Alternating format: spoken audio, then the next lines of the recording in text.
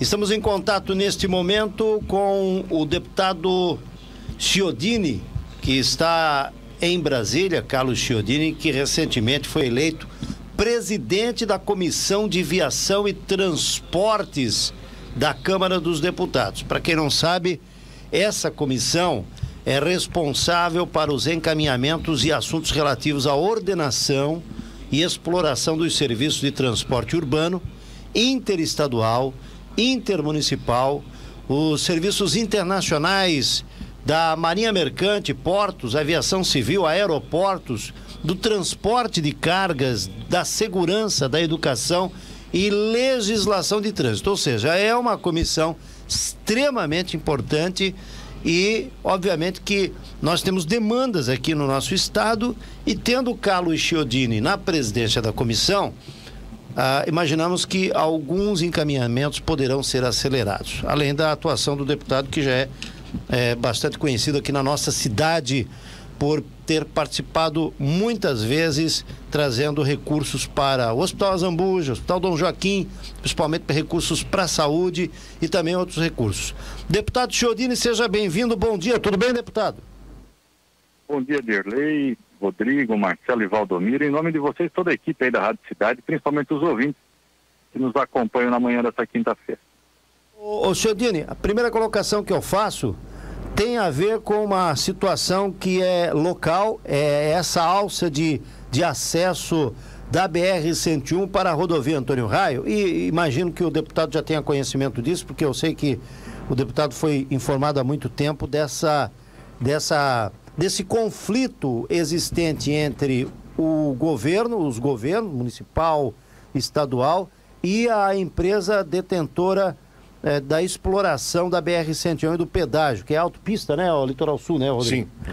Ô deputado, a Antônio Raio foi duplicada, né? Foi inaugurada incompleta. Inaugurada incompleta, principalmente com essa alça de acesso aí, que cada vez que nós chegamos nos horários de picos, para você entrar na Antônio Raio, para você sair da Antônio Raio e acessar a 101, é uma confusão.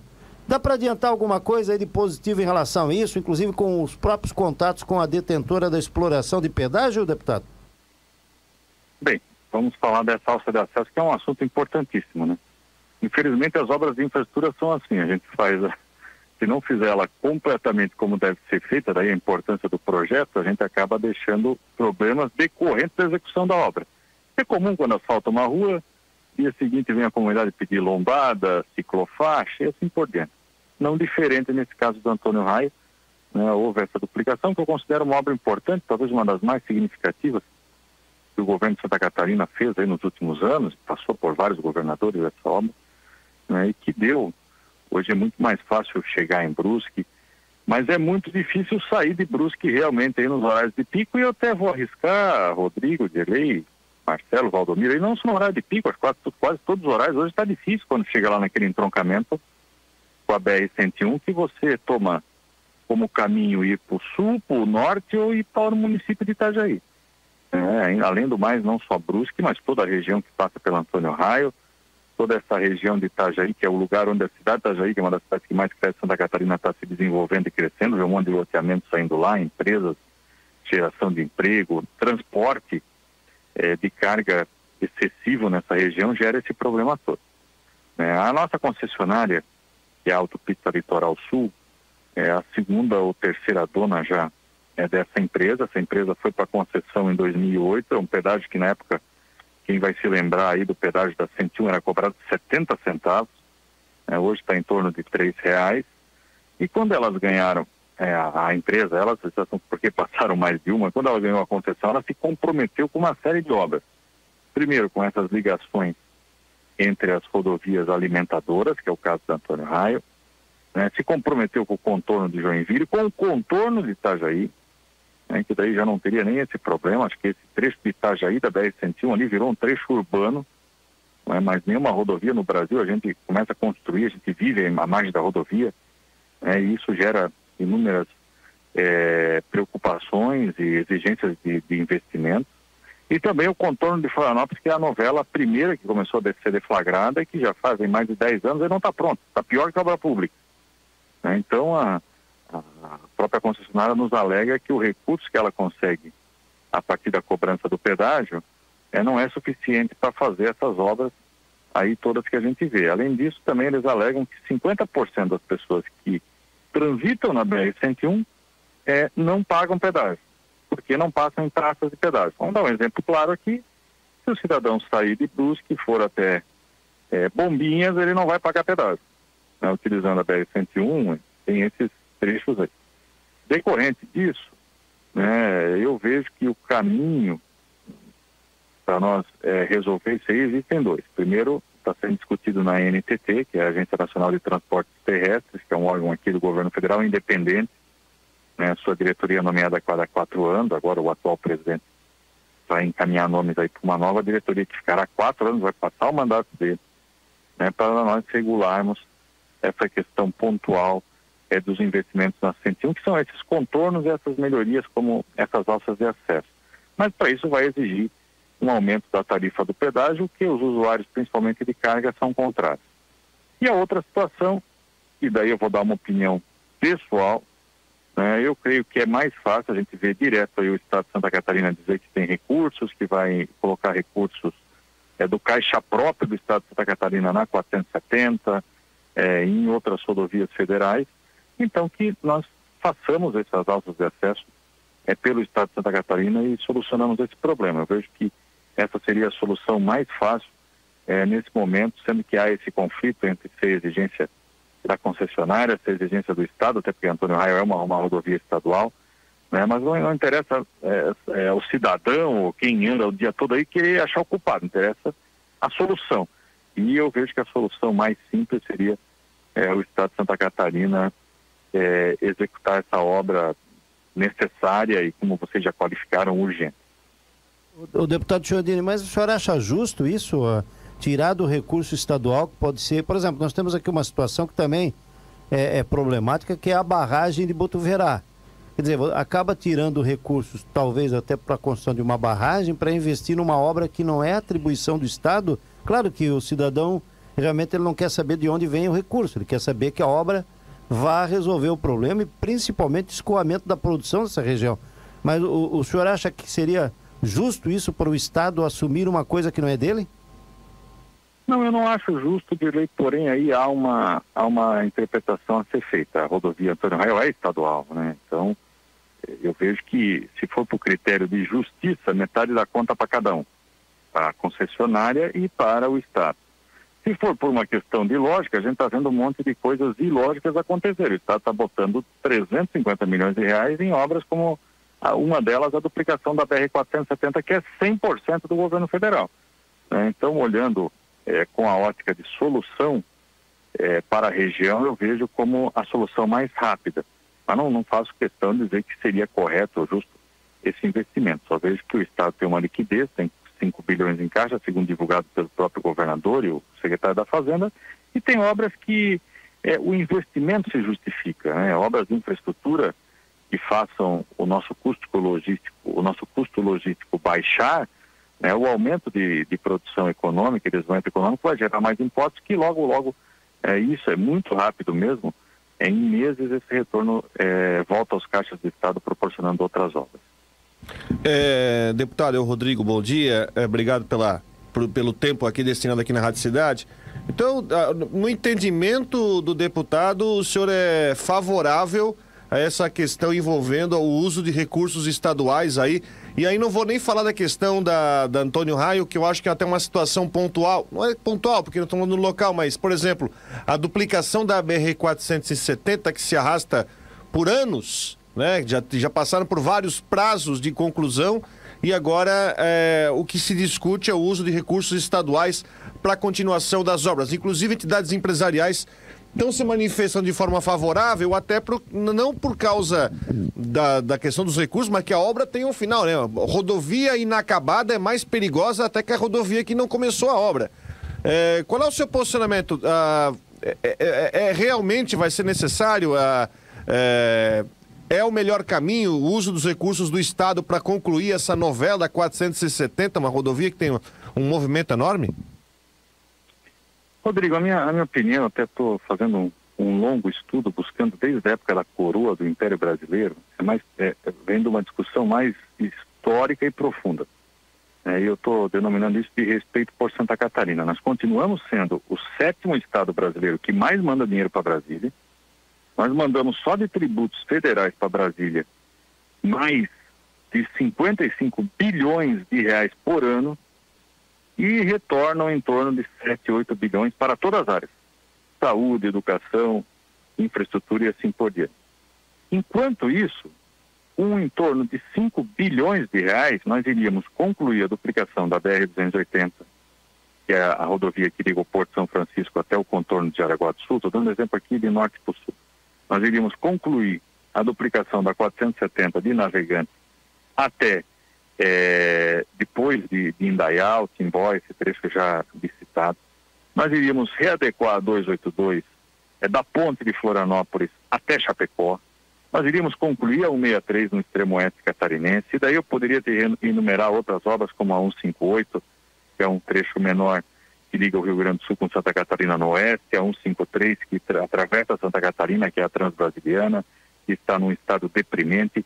Nós iríamos concluir uma obra que liga Santa Catarina com a Serra Gaúcha, que é a Serra da Rocinha, BR-285, que faltam 30 milhões e o governo federal não está colocando dinheiro. Semana passada, depois de muita briga, a gente conseguiu esse recurso, né, com o ministro Tarcísio, e não estou aqui culpando o ministro, o momento econômico é trágico. Esse recurso investido no combate ao Covid-19, ao coronavírus, fez a dívida brasileira praticamente duplicar, chegando a quase 90% do PIB. Então nós vamos ter que arrumar soluções criativas. Então, eu não sou nunca, e diante desses números que eu estou passando, acho que ninguém pode ser a favor do Estado colocar o dinheiro que é produzido aqui. Santa Catarina é um Estado que cresce, não é por causa de governo, por causa desse governador, daquele ou do presidente, é porque o nosso povo trabalha. O nosso povo acorda 5 da manhã em Brusque, vai ir para a indústria trabalhar, o pescador vai pescar cedo, o agricultor, o prestador de serviço. Eu acho que é um orgulho de Santa Catarina. Só que, infelizmente, e quando eu falo do estudo que eu estou fazendo e do tema que nós estamos trabalhando, isso não é desse governo, do anterior, tá? Isso é uma questão de não respeitar a meritocracia de Santa Catarina. Se nós buscarmos aí na nossa vida, né, quando a gente vai para a escola, quem estuda mais é mais pontual, é respeitoso, quem faz as coisas certinhas tem melhores notas.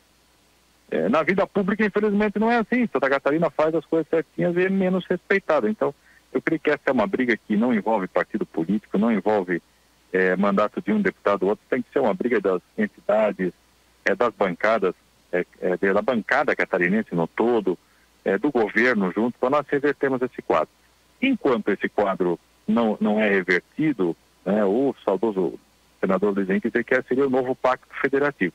Enquanto é uma das soluções, mas isso também tem que se discutir, mas enquanto esse quadro não for revertido, Santa Catarina vai continuar.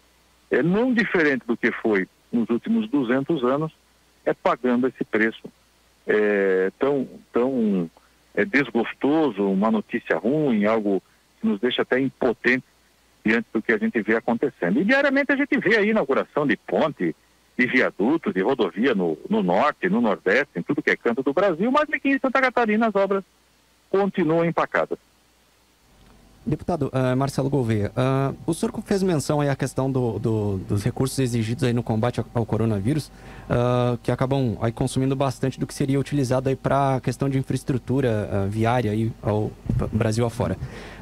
Eu queria que o senhor comentasse um pouquinho como que está justamente a atuação para tentar angariar o máximo de fundos possível ou para tentar mobilizar aí recursos para esse setor.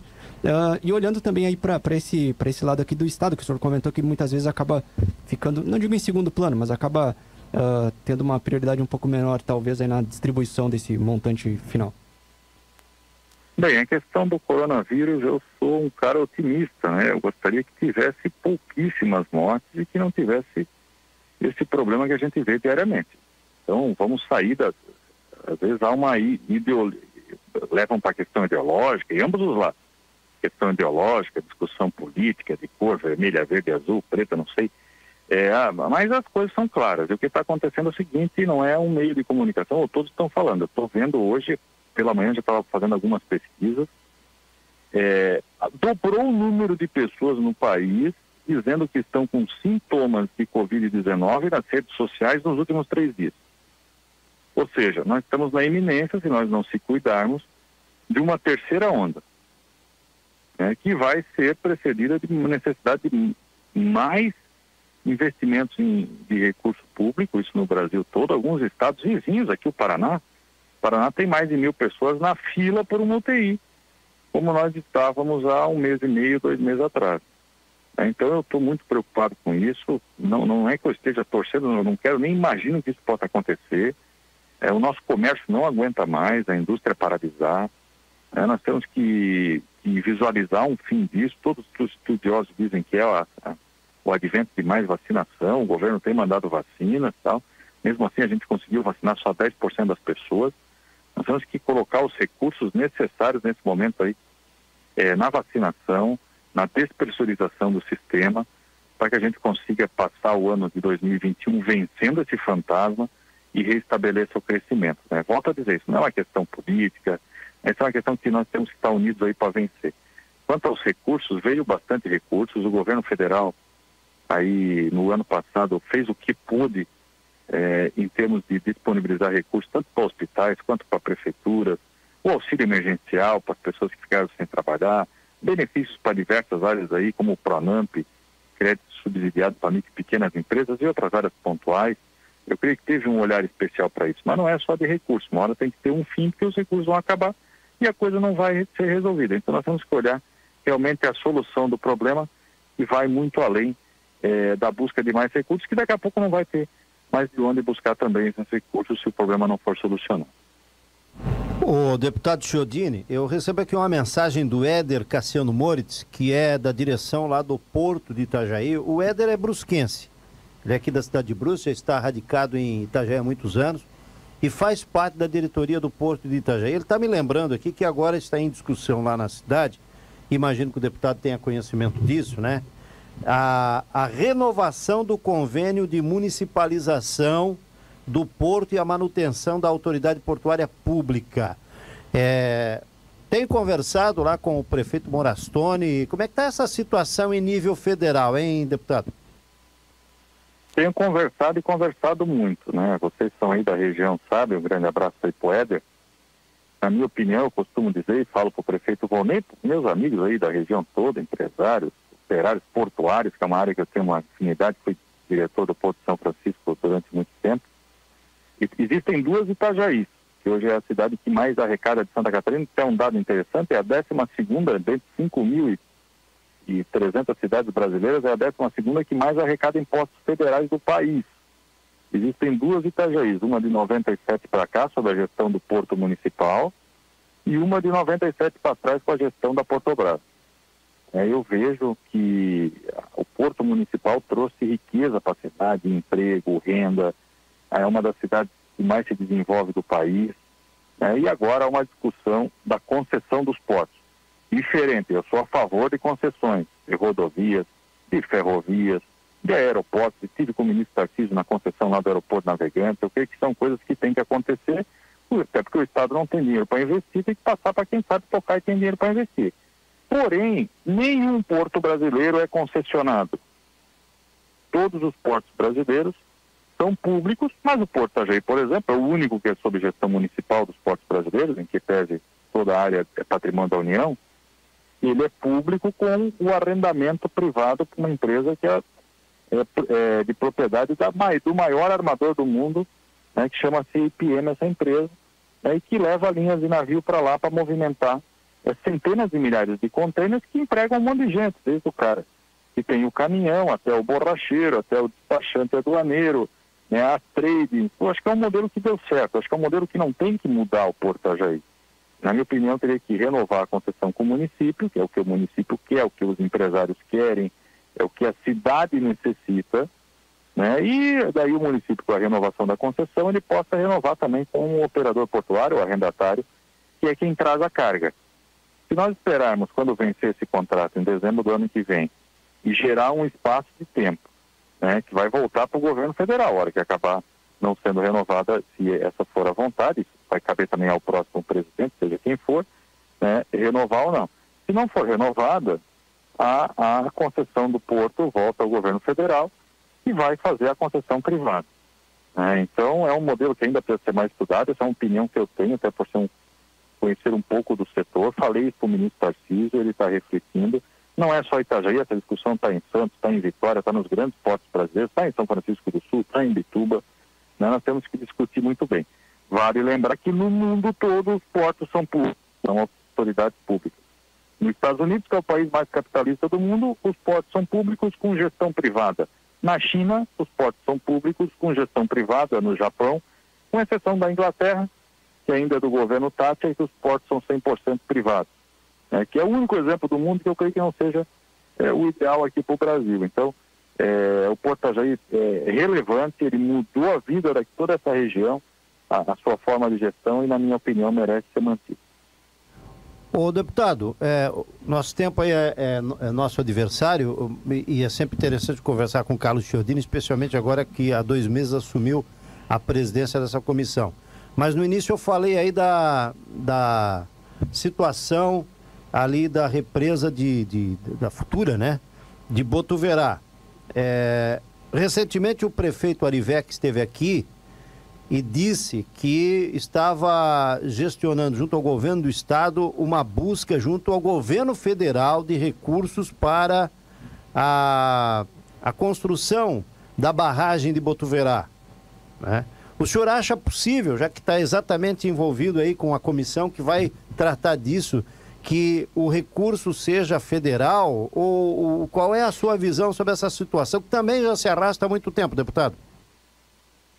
Eu acho possível, Dirley, se nós unirmos força e foco nesse assunto. Como é que funciona aqui em Brasília? Nós temos que bater. Isso é uma área para Santa Catarina. O que eu tenho feito, me comprometi numa reunião aí na CIB, tenho discutido com alguns colegas, até a coordenadora do Fórum Parlamentar Catarinense, esse ano é a deputada Angela Min, e tem que ser uma das 5 prioridades de Santa Catarina, como é a duplicação das rodovias, os assuntos relacionados à saúde, educação, enfim, tem que ser a barragem de Botuverá. A barragem não é para Botuverá, é para toda essa região aí que sofre com cheias.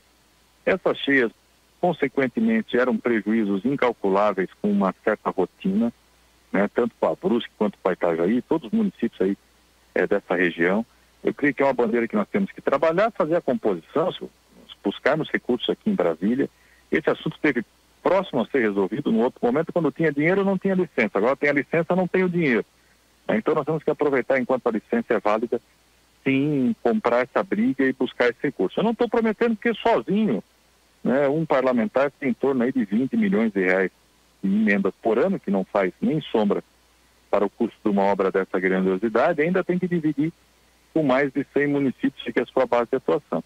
Mas juntos, eu creio que, dado a gente buscar governador, o setor produtivo aí, empresários, então nós falamos aí com o ministro Rogério Marinho, que é dessa área, que tem sempre nos dado uma atenção muito importante, até está em Santa Catarina essa semana, ou até o presidente Bolsonaro, sensibilizado à importância dessa obra e buscar essa obra que eu creio que seja algo necessário e que tem 2 tipos de obra pública, tem o gasto e tem uma que representa gasto e outra investimento. Essa aí representa investimento.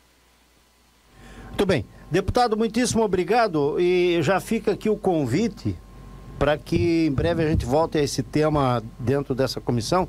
E o outro tema que eu quero ainda trazer aqui com o deputado é essa situação da reforma tributária, né? Que é um discurso que nós temos visto aí por parte de todos os executivos, os prefeitos pedem isso, os empresários pedem isso, e não sei, essa reforma tributária não consegue andar, não consegue caminhar.